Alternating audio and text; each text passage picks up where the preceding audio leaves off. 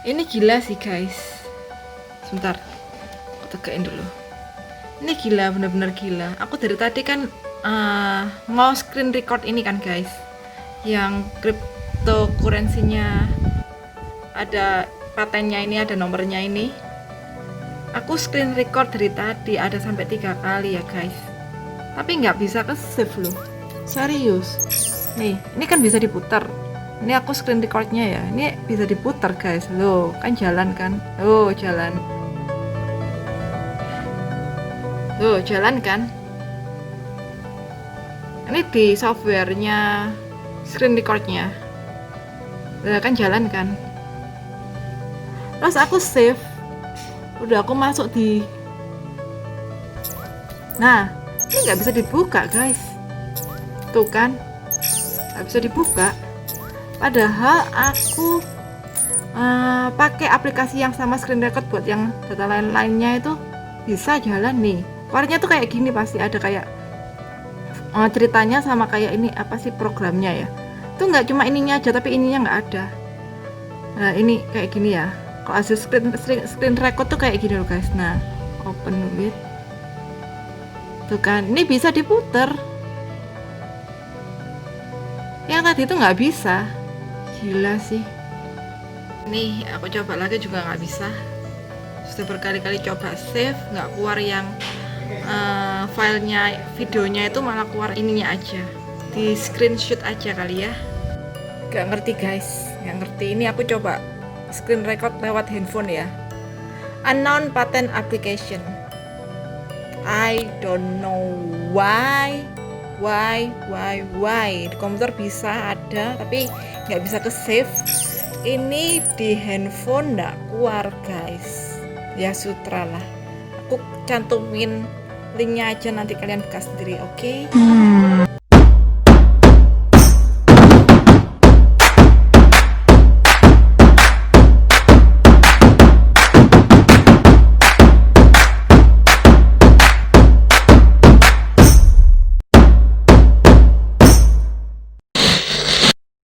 Guys, welcome back to my channel, di channel Cindy Purwoko. Dan kali ini aku upload video baru guys.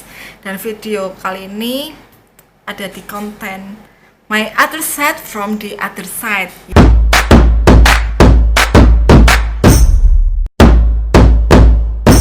Yes, ini konten aku tentang teori konspirasi.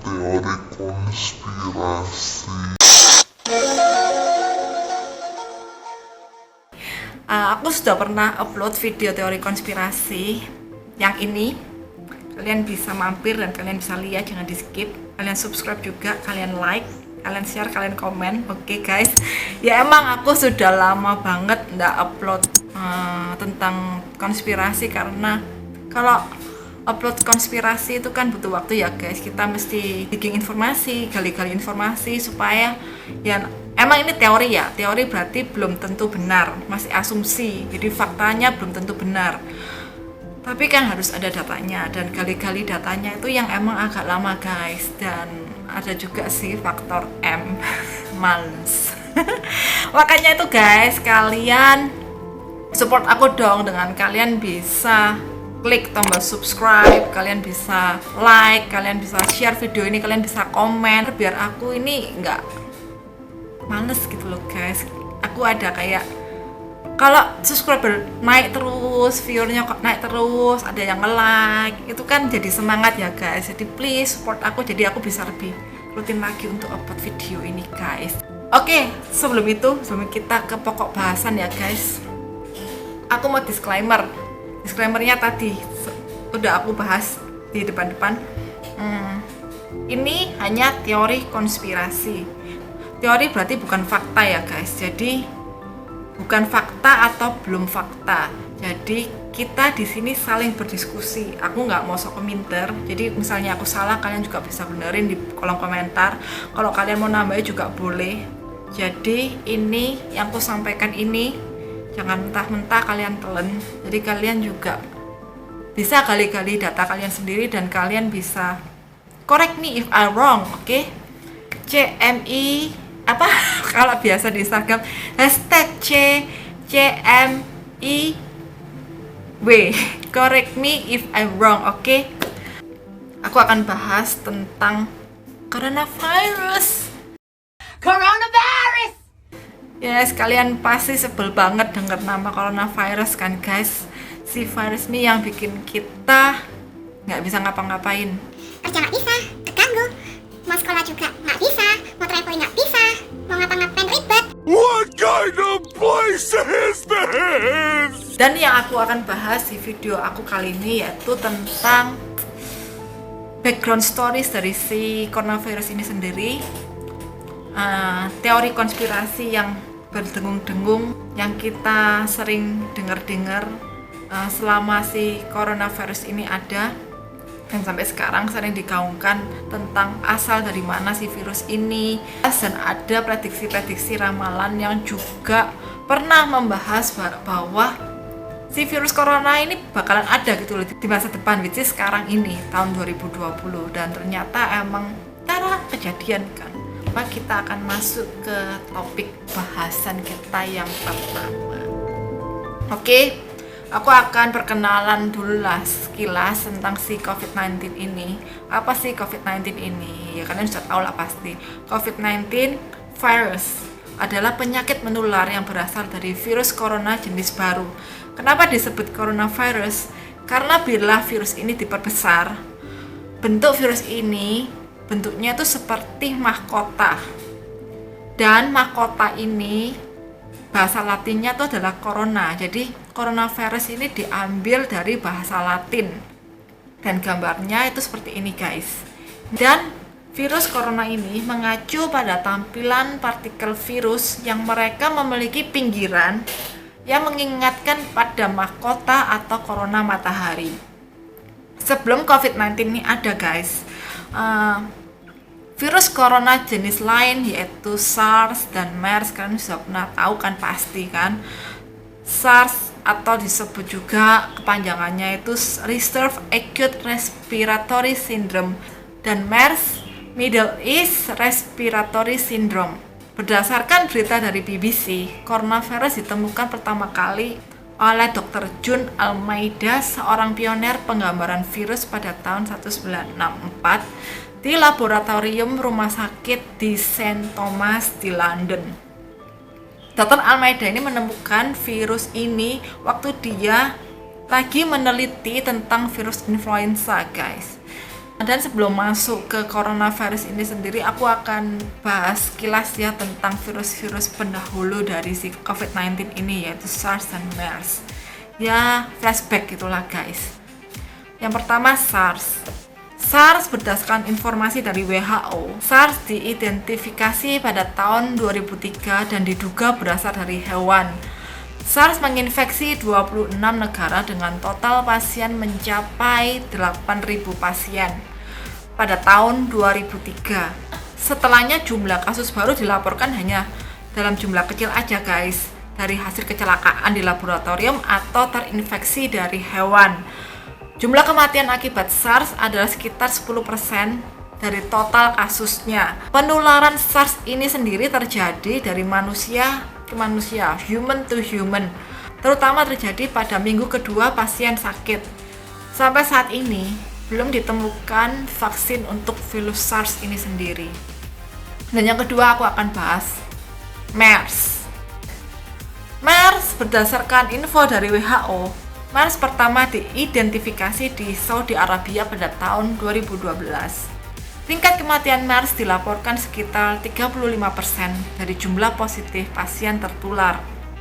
MERS ditularkan dari manusia ke manusia, human to human, dan dari unta ke manusia. Meskipun dapat ditularkan dari manusia ke manusia, akan tetapi penularannya ini nggak mudah guys, karena harus ada close contact dengan pasien. MERS paling banyak ditemukan di Saudi Arabia, Uni Emirat Arab, dan Korea Selatan. Sampai saat ini vaksin atau penanganan khusus untuk kasus MERS ini pun belum juga ditemukan guys. Dan itu adalah flashback dari si coronavirus saudaranya si COVID-19 ini.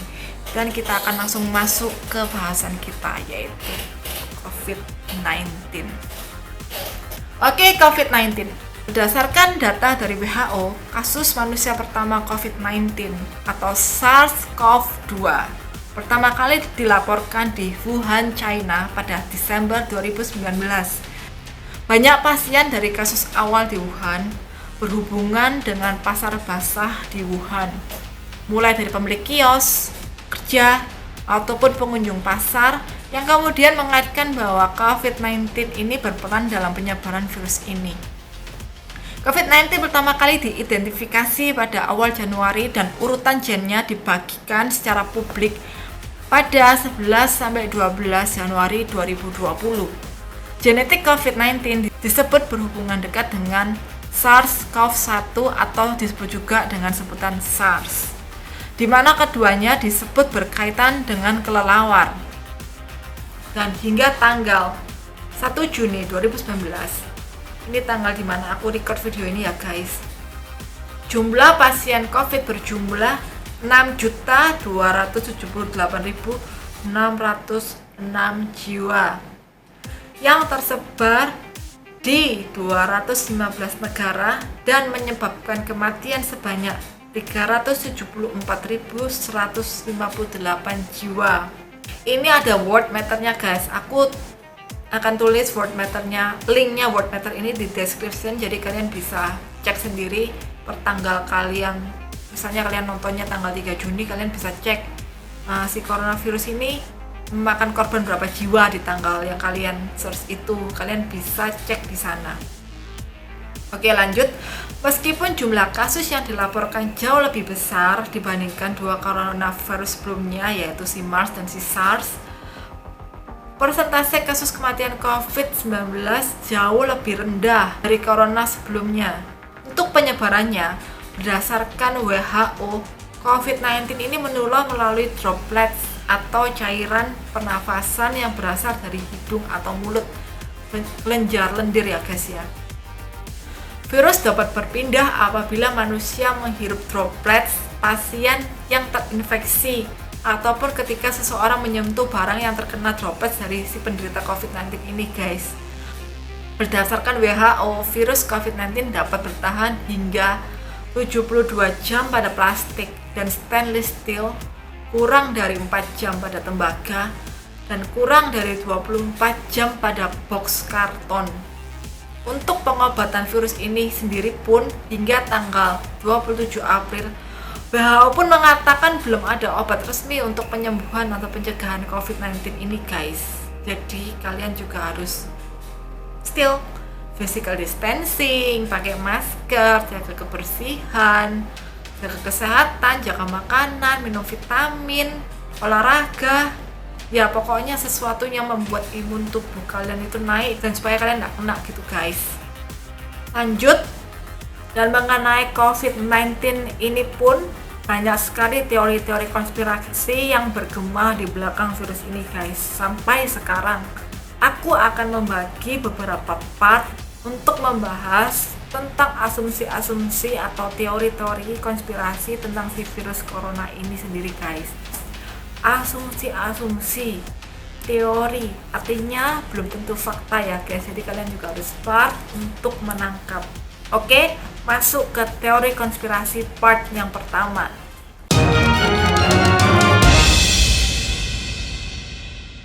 Yang pertama ini, teori konspirasinya berhubungan dengan China, yaitu asal mula si virus COVID-19 ini ditemukan.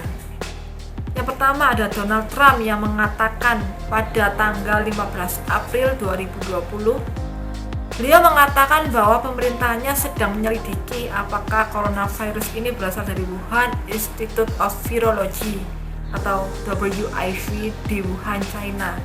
Sedikit background dari Wuhan Institute of Virology. Laboratorium ini dibuat dengan bantuan Prancis pada tahun 2015 dengan menghabiskan dana sekitar USD 44 juta. Banyak dari staf dari WIV di training di Lyon, Prancis, dan lab WIV ini adalah lab yang prestisius guys, karena lab WIV ini adalah lab dengan biosafety level 4. Namun pernyataan dari Donald Trump ini dibantah oleh Yuan Ximing. Yuan Ximing ini adalah profesor di Wuhan Institute of Virology. Beliau mengatakan bahwa WIV tidak memiliki niat atau kemampuan untuk mendesain atau membuat coronavirus. Lebih dari itu, tidak ada informasi mengenai genetik dari SARS-CoV-2 mengindikasikan bahwa ini buatan manusia. Lalu yang kedua, ini ada dilaporkan di Washington Post pada pertengahan April 2020. Dua diplomat ilmuwan dari Amerika beberapa kali mengunjungi lab WIV pada tahun 2018. Dan Washington ini memperingatkan akan kurang memadainya keamanan pada lab WIV yang sedang mengadakan penelitian akan coronavirus dari kelelawar. Namun pernyataan ini dibantah lagi oleh Yuan Ximing. Dia mengatakan bahwa lab WIV ini telah diinspeksi secara berkala. Dan yang ketiga, konspirasi yang ketiga, ini katanya China menggunakan max diplomacy, di mana China mengatakan bahwa mereka akan mengirimkan bantuan berupa masker apabila Prancis menerima Huawei 5G. Sebelumnya diberitakan bahwa Prancis melakukan diskriminasi produk 5G dari Huawei karena dikhawatirkan bisa menjadi alat untuk memata-matai guys. Dan yang keempat, China ini dituduh telah meremehkan atau mengkamuflasekan total jumlah kasus dan mencoba menyembunyikan asal mula penyakit ini, dan beberapa organisasi dari berbagai negara berencana akan menuntut China untuk segala kerusakan yang terjadi yang diakibatkan dari virus ini. Usaha menyembunyikan virus ini juga didukung oleh beberapa laporan dari media, seperti sebelumnya terdapat 5 citizen jurnalis yang menyebarkan gambar dan video dari dalam kota Wuhan yang di lockdown. Dan saat ini berdasarkan laporan dari Metro, akun YouTube dari orang-orang ini sudah nggak ada kabarnya lagi guys.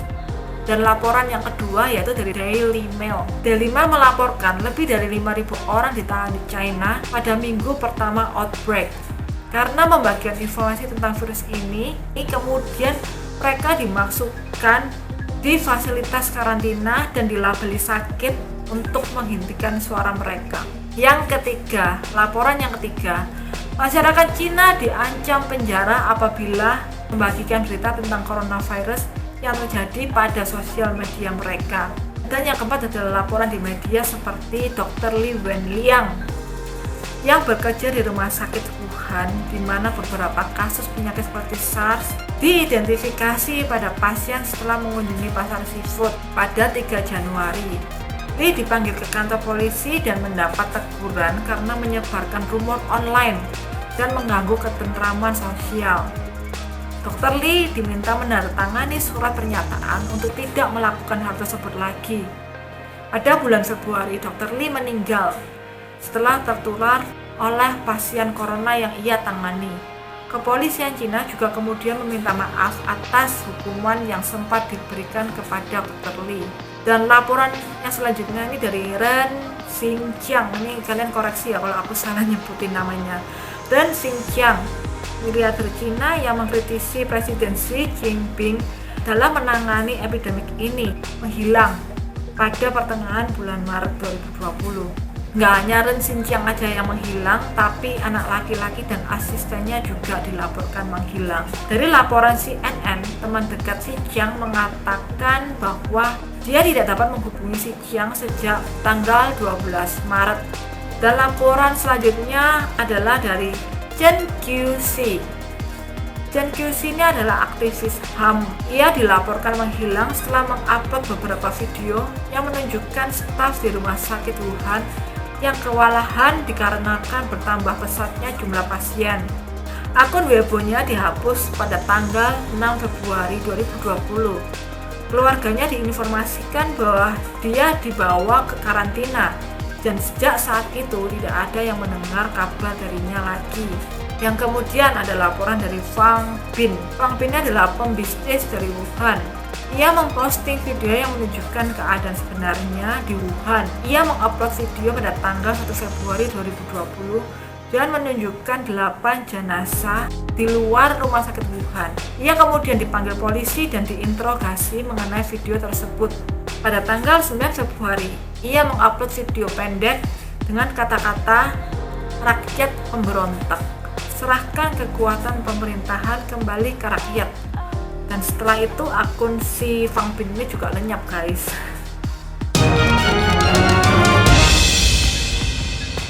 Dan next adalah tuntutan-tuntutan pada Cina. Jadi karena banyaknya kerugian yang ditimbulkan akibat coronavirus ini, banyak negara-negara dan pihak-pihak yang menuntut Cina karena mereka menyalahkan Cina karena kan awalnya virus ini diduga berasal dari negara Cina kan. Jadi, mereka menimpakan kesalahannya ini kepada Cina dengan menuntut Cina. Dan berikut ini adalah tuntutan-tuntutan kepada China guys. Bikin melotot guys. Gila, uang semua nih yang dituntut guys. Oke, nggak usah panjang lebar.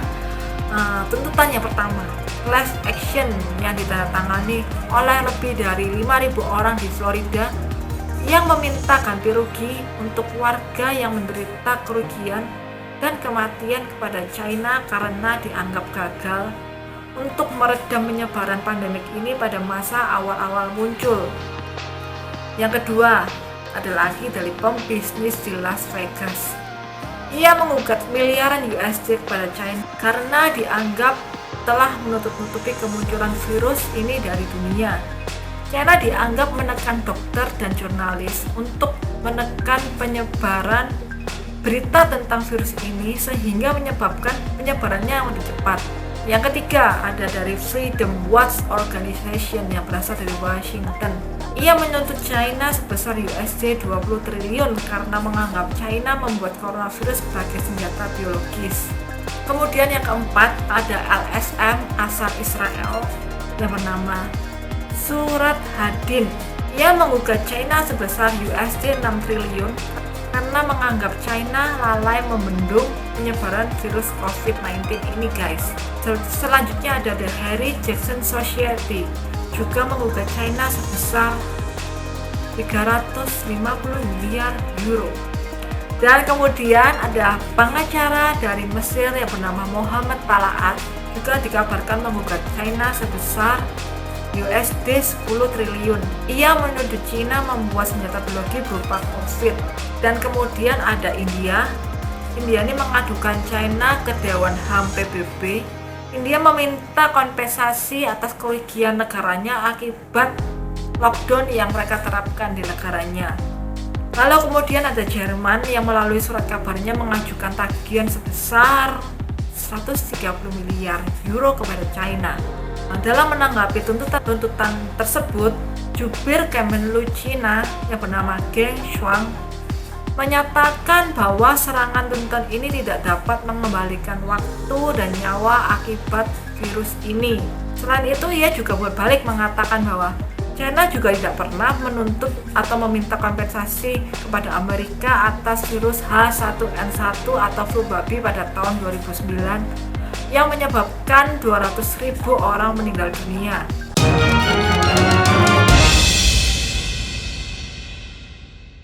Ya juga sih, karena ini juga masih simpang siur juga kan asalnya dari mana. Bisa jadi dari China atau dari mana, atau China juga dijadikan kambing hitam. Ini masih jadi bahan perdebatan guys. Ini ada konspirasi part yang kedua, ini konspirasi yang bunyinya itu menyebutkan bahwa si virus-virus ini nggak berasal dari Cina tapi berasal dari bagian lain. Oke, kita masuk ke konspirasi part kedua di luar Cina. Yang ke-1, juru bicara Menteri Luar Negeri China bernama Zhao Lijian mengatakan di Twitter di bulan Maret bahwa coronavirus ini mungkin berasal dari Amerika, dan yang beredar pada sosial media China bahwa corona masuk ke China dibawa oleh tentara Amerika yang mengikuti World Military Games atau kejuaraan dunia tentara yang diadakan di Wuhan pada bulan Oktober. Lijian sendiri ini melalui Twitternya juga memberikan sebuah link berita dari website globalresearch.ca yang sekarang artikel tersebut telah dihapus.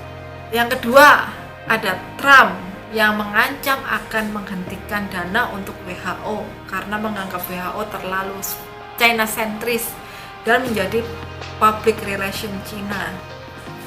Dan yang ketiga ini ada ilmuwan bernama Bing Liu yang berdarah China dan bekerja di University of Pittsburgh di Pennsylvania, Amerika, ditemukan meninggal dibunuh di rumahnya. Bing Liu dikabarkan dibunuh oleh Hao Gu dikarenakan ini konon katanya memperebutkan kekasih. Diinformasikan oleh pihak Universitas Bing Liu saat itu sedang dalam penelitian yang amat sangat penting mengenai coronavirus. Hal ini memunculkan konspirasi di kalangan sosial media. Yang pertama, bahwa Bing Liu dibunuh oleh Amerika karena Bing Liu sedang mengekspos kebenaran bahwa coronavirus berasal dari Amerika. Konspirasi kedua, bahwa Bing Liu dibunuh dan pembunuhan Bing Liu merupakan order dari pemerintah Cina. Yang keempat, pimpinan Garda Revolusi Iran menyebutkan coronavirus adalah senjata biologis dari US. Dan yang kelima, 5G network membantu penyebaran virus corona karena menurunkan daya imun tubuh sehingga orang gampang tertular. Selain itu, jaringan 5G membantu untuk perpindahan droplets yang mengandung virus COVID-19. Konspirasi ini dibangun dengan argumentasi bahwa Wuhan merupakan salah satu kota uji coba pertama jaringan 5G di China. Hal ini memicu banyak penyerangan dan pengrusakan infrastruktur jaringan 5G di berbagai daerah di dunia. Menurut teori, 5G ini dibantah oleh banyak ilmuwan. Mereka mengambil contoh Iran di mana negara tersebut tidak memakai jaringan 5G tapi mempunyai lebih dari 114.000 kasus terkontaminasi virus COVID-19. Selain itu, berita bahaya 5G ini juga sama terjadi pada saat jaringan 2G, 3G, 4G, dan Wi-Fi pertama kali diluncurkan. Lanjut, teori konspirasi di luar Cina yang keenam adalah pada tanggal 18 Oktober 2019 di event 201 yang di-host oleh The Johns Hopkins Center for Health Security, World Economic Forum, dan Bill and Melinda Gates Foundation melakukan ilustrasi pelatihan dalam merespons penyebaran pandemik supaya dapat mengurangi konsekuensi skala besar terhadap ekonomi dan sosial. Lalu, konspirasi di luar Cina yang ketujuh, pada tahun 2010, The Rockefeller Foundation bekerja sama dengan Global Business Network membuat sebuah dokumen yang ditampilkan di Universitas PBB yang menunjukkan skenario untuk teknologi di masa depan dan pengembangan internasional. Skenario ini menunjukkan 8 tahapan wabah mematikan yang dianggap persis dengan situasi dan kepanikan yang terjadi pada saat sekarang ini. Seperti yang pertama, ada wabah flu baru yang mematikan. Sama guys. Yang kedua, ekonomi lumpuh, industri mati, rantai suplai hancur. Ini kondisinya juga sama yang kedua. Yang ketiga, toko, kantor tutup dan banyak karyawan yang jadi pengangguran. Kondisi ketiga ini juga sama guys. Dan yang keempat, AS terdampak. China mengawali lockdown dan bisa sembuh dari wabah. Keberhasilan China dengan lockdownnya diharapkan dapat ditiru dunia dan dunia ikut menjalani lockdown seperti China. Dan bahayanya kalau negara-negara berkembang melakukan lockdown seperti China bakal hancur guys, tamat. Karena China kan kita tahu uangnya banyak kan, negara China lebih settle lah dari negara-negara berkembang. Mereka negara maju ya, untuk lockdown mereka ada uang kan ya. Kalau negara berkembang yang uangnya masih pas-pasan, mau hutang berapa lagi. Dan kondisi yang kelima, penduduk dunia harus pakai masker dan cek suhu pada pintu masuk. Dan keadaan yang kelima ini juga sama guys dengan keadaannya sekarang. Kita kemana-mana kan juga harus diukur suhu, pakai masker, ada tempat cuci tangan. Keadaannya sama dengan skenarionya Rockefeller Foundation. Dan selanjutnya, kontrol otoriter terus berjalan dan terus ditingkatkan walau wabah telah hilang. Dan yang ketujuh, rakyat dunia seperti tahanan penjara dan lama-lama pasrah dan menyerah. Iya sih, kalau kita udah desperate, kita udah frustasi, kita pasti lama-lama pasrah dan menyerahkan. Dan kondisi ini sudah seperti skenarionya The Rockefeller Foundation menurut aku. Dan selanjutnya, rakyat dunia akhirnya secara sukarela akan meminta dipasang biometric ID atau chip dalam tubuh mereka untuk mengakhiri penderitaan mereka.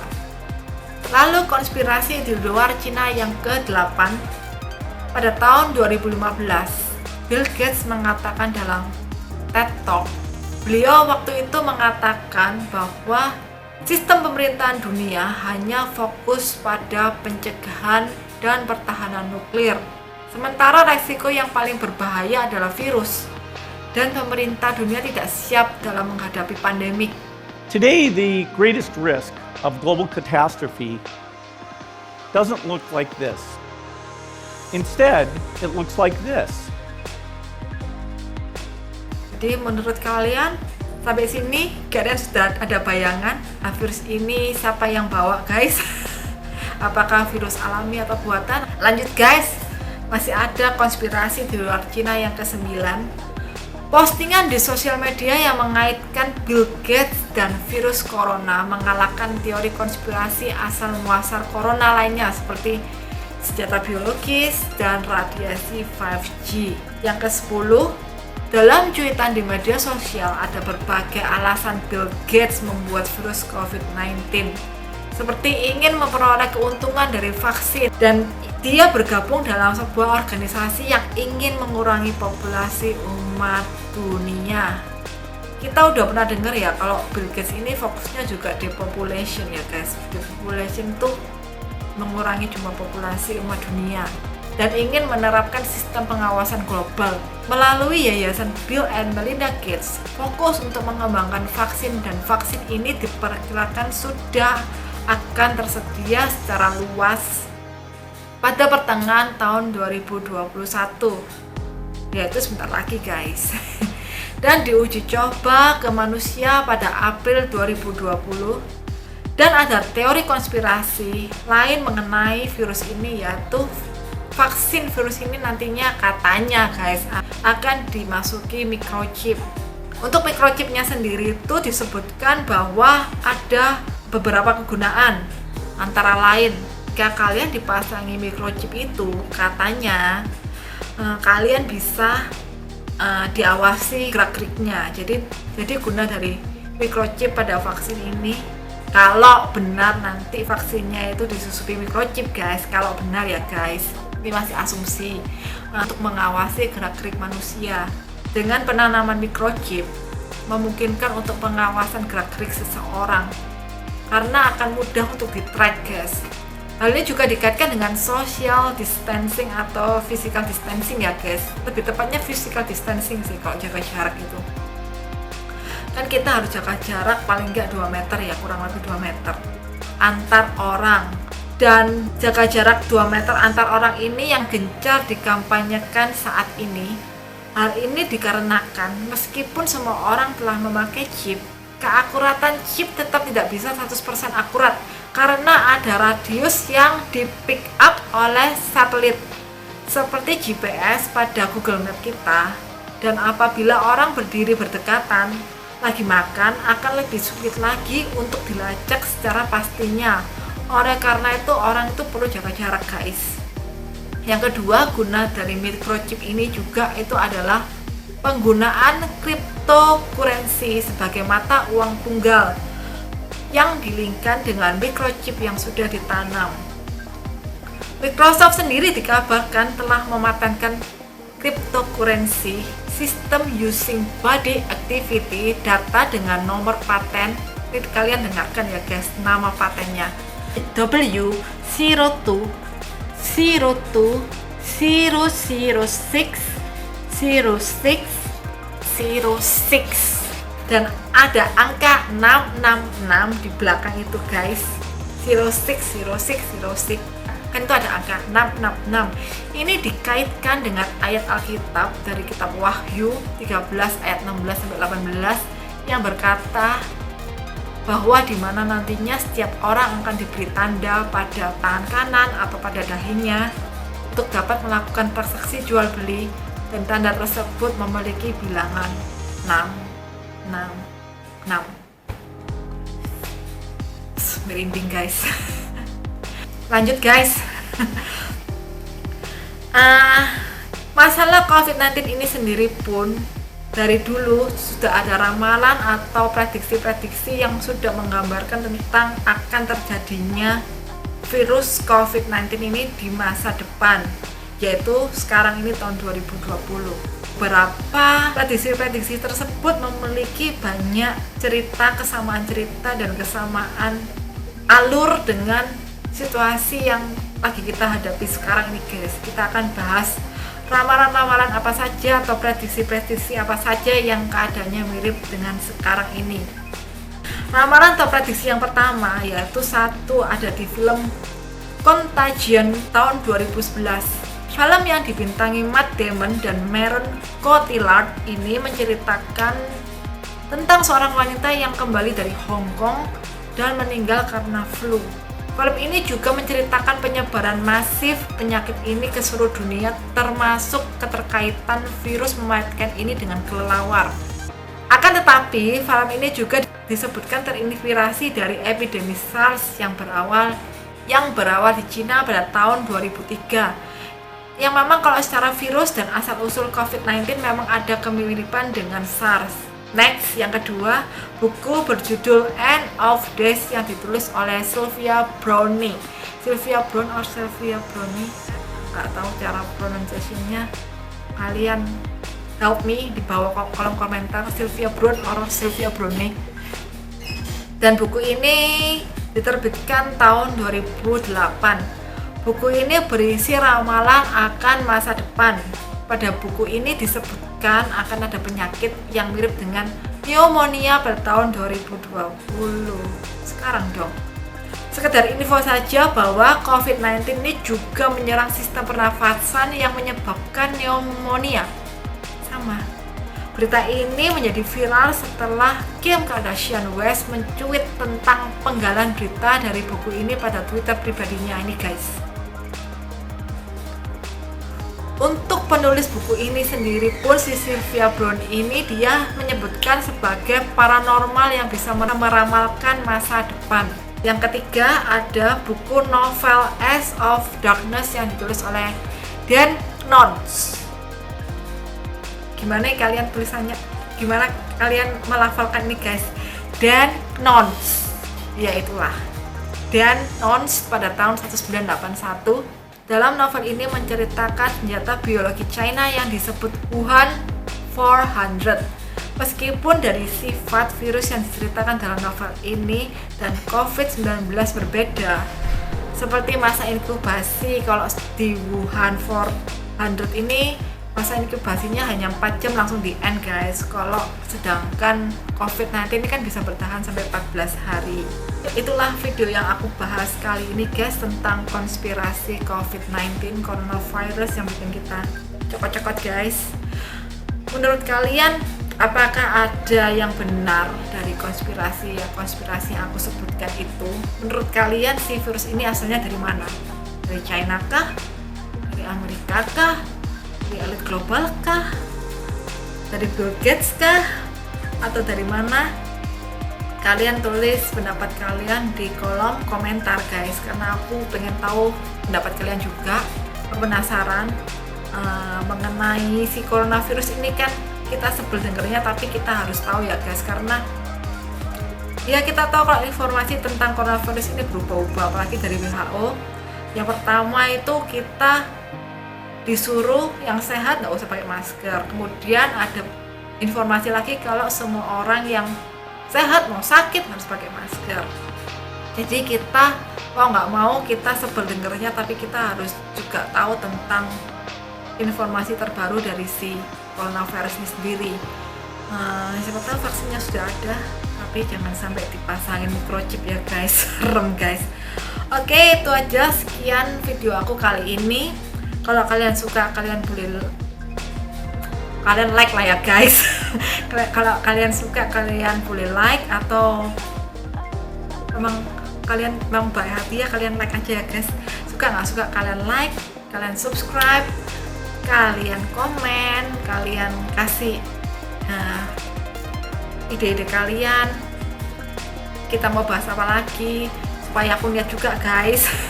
Lalu kalian bisa share Dan kita bertemu lagi di video selanjutnya guys. Bye bye.